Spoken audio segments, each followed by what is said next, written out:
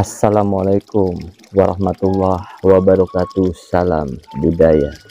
Jumpa lagi para sedulurku semua di seluruh Nusantara di dalam channel Saumas 81, channel yang menceritakan tentang sejarah-sejarah para leluhur-leluhur kita, orang tua kita yang soleh dan solehah, dan juga amal serta spiritual yang saya jalani secara pribadi. Apa kabar para sedulur? Mugi-mugi para sedulur dimanapun berada selalu diberikan kesehatan waluya jati kelawan rahmat lan hidayah saking kersanipun Gusti Allah subhanahu wa ta'ala. Amin amin ya robbal alamin. Izinkan para sedulur, di kesempatan malam hari ini kami ingin menceritakan suatu tempat, sebuah tempat yang bernama Hutan Jati Pranje, misteri hutan tua Jati Pranje.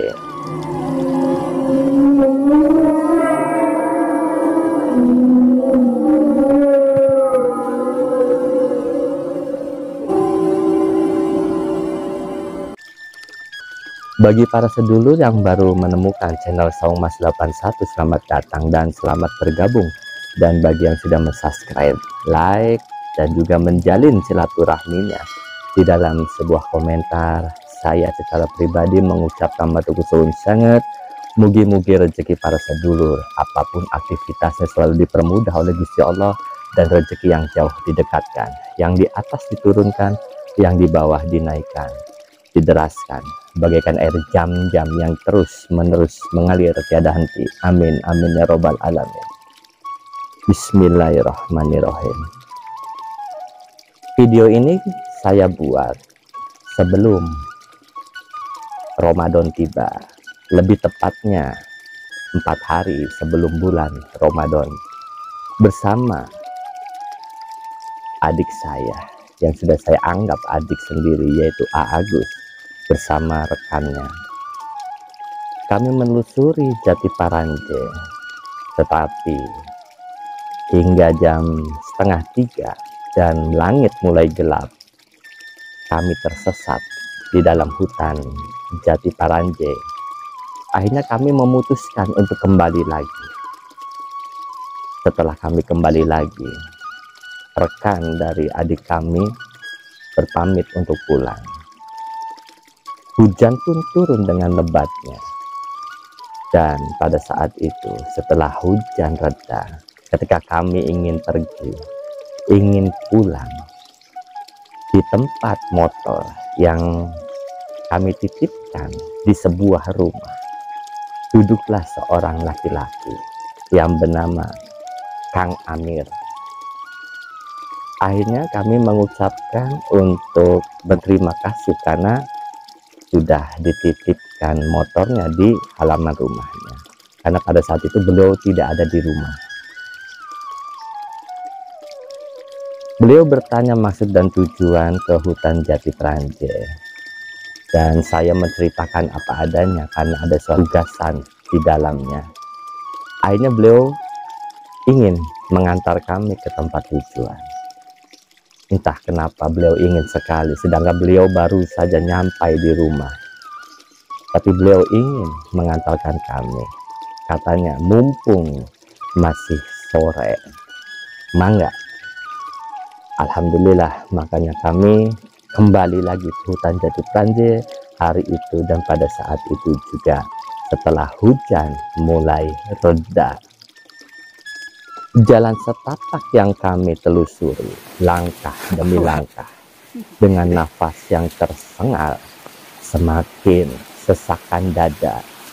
Seiring langkah yang terus mengayun, semakin masuk diri ini alunan-alunan melodi suasana alam, injeng tangis yang melengking, dan hembusan angin yang membawa sisa air hujan tadi sore seakan membebaskan kami dari belenggu ujian hidup ini.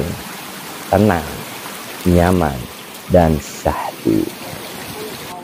Tanah hutan yang lembab dan basah bercampur bebatuan kecil menjadi terapi pengobatan alamiah kami yang berjalan tanpa alas kaki sebagai bentuk penyatuan kepada alam.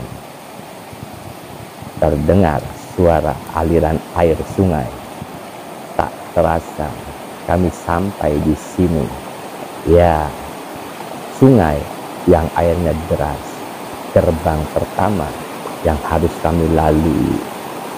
Sungai cantik ini konon bernama Sungai Cigodeng.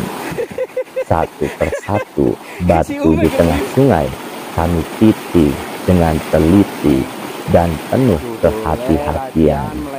Sampailah kami di seberang sungai. Kami masuk lebih dalam lagi ke hutan tua Jati Paranje. Seakan kami terbawa kepada kisah cerita masa silam perjalanan para leluhur kami yang soleh dan solehah. Tanpa disengaja kami menemukan makam tua. Makam tua ini di tengah hutan Jati Paranje. Yang bisa kami lakukan adalah membersihkan makam tua tersebut dari rumput-rumput dan ilalang. Terlintas suara di batin ini yang menuntun kepada sebuah nama, Sirnabaya, Nur Sinar Cahya. Setelah bertawasul, kami melanjutkan perjalanan kembali. Sampailah diri ini kepada sebuah sumur. Iya, sebuah sumur, sumber kehuripan, kehidupan makhluk alam semesta Mayapada, simbol ketilasan sang leluhur yang menurut kisah dan sejarah warga. Ini adalah sumur yang dikeramatkan oleh warga.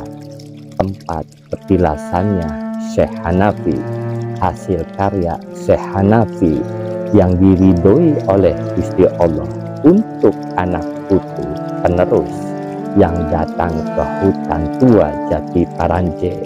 Bukti dan saksi tentang para waliullah. Makam Syekh Hanafi sendiri berada di daerah Gronggong. Wallahu a'lam bishawab.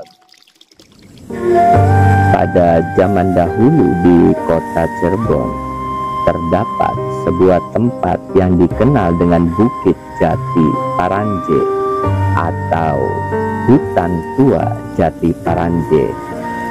Wilayah ini terletak di sekitar perbukitan yang menghampar dengan indahnya. Tempat ini terletak dengan ujung kota Cirebon, masuk dalam wilayah Kabupaten Cirebon dan berdekatan dengan perbatasan kota Cirebon bagian selatan. Di tepi kota Cirebon bagian selatan terdapat 3 kampung yang dekat dengan Jati Paranje: Lebak Ngok, Bendak Kulon, dan Cidadap. Tidaklah jauh dari tempat ini menuju ke Jati Paranje. Jati Paranje memiliki sejarah dan keyakinan yang dalam bagi masyarakat sekitar. Konon tempat ini dianggap sebagai tempat berkumpulnya para waliullah dari berbagai penjuru dunia. Keyakinan ini telah diwariskan dari generasi ke generasi yang juga diperkuat oleh penemuan berbagai fosil binatang yang telah berubah menjadi batu. Tulang-tulang yang menjadi batu ini diyakini sebagai sisa-sisa makanan para waliullah. Kepercayaan ini menambah misteri Jati Paranje. Tempat ini juga dikenal sebagai tempat yang kaya akan benda-benda mustika. Batu-batu fosil binatang berbagai ukuran dan bentuk ditemukan di sini. Batu-batu ini berasal dari berbagai jenis kerang dan bahkan ada yang diyakini sebagai mustika lidah burung. atau getah Katilayu. Hal yang menariknya, para petani atau warga sekitar tidak pernah menemukan apapun. Semua benda mustika dan fosil tampaknya hanya ditemukan oleh mereka yang datang dengan niat dan usaha yang khusus. Sebagai catatan, segala penemuan ini tidak terlepas dari tirakat dan upaya spiritual yang mendalam. Jati Paranje tetap menjadi tempat yang memikat dan misterius bagi siapapun yang mengenalnya, menjadikan tempat ini sebagai salah satu keajaiban di Cirebon. Alhamdulillah, sudah kita saksikan tadi sedikit sejarah yang kami ketahui. Sampailah kami di tempat tujuan. Sambil melepas lelah, saya duduk di sebuah batu yang mungkin sepertinya sudah disediakan, hanya sebuah batu. Mata menatap jauh, menikmati suasana atmosfer yang tenang dan menyenangkan. Komat-kamit mulut saya berzikir kepada Gusti Allah Subhanahu wa Ta'ala, melihat kebesarannya berupa alam ini. Subhanallah, walhamdulillah, wala ilaha illallah, Allahu Akbar. Penduduk setempat seringkali mengunjungi tempat ini untuk merasakan kedamaian dan keajaiban yang tersembunyi di balik keindahannya. Mari kita hormati tempat dimanapun kita berada dengan penuh rasa takjub, mematuhi tradisi dan budaya serta keyakinan yang telah turun-temurun. Terima kasih kepada Gusti Allah Subhanahu wa Ta'ala. Terima kasih kepada Kang Amir atau Ki Gede Alas. Terima kasih kepada Kang Agus, dan juga terima kasih kepada para waliullah. Terima kasih kepada Sepuh Trusmi.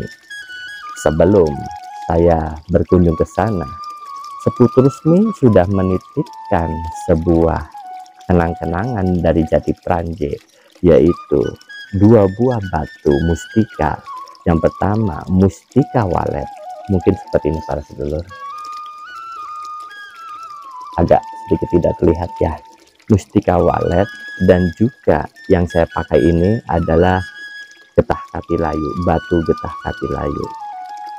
Oleh-oleh yang saya dapat dari hutan Jati Pranje adalah tidak perlu mencari, dan di situ sudah ada, di tempat itu yang kami duduki sudah ada, yaitu fosil usus dan juga batu yang dari telur ya, karena seperti telur dalamnya, seperti ini para sedulur. Kurang begitu jelas ya, nanti insya Allah saya kasih gambarnya.